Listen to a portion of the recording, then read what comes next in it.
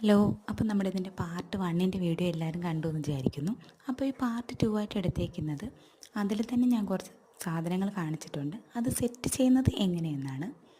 അപ്പോൾ ഈ വീഡിയോ കാണുമ്പോൾ മനസ്സിലാവും എങ്ങനെയാണ് സെറ്റ് ചെയ്യേണ്ടതെന്ന്.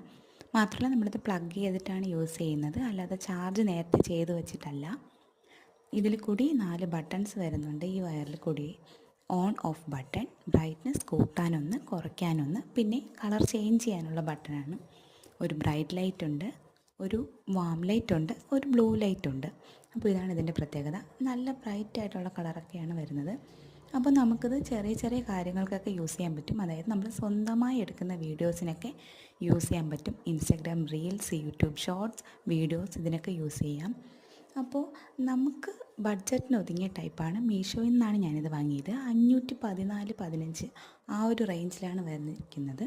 അപ്പോൾ എല്ലാവരും ഒന്ന് സെർച്ച് ചെയ്ത് നോക്കൂ. Thanks for watching.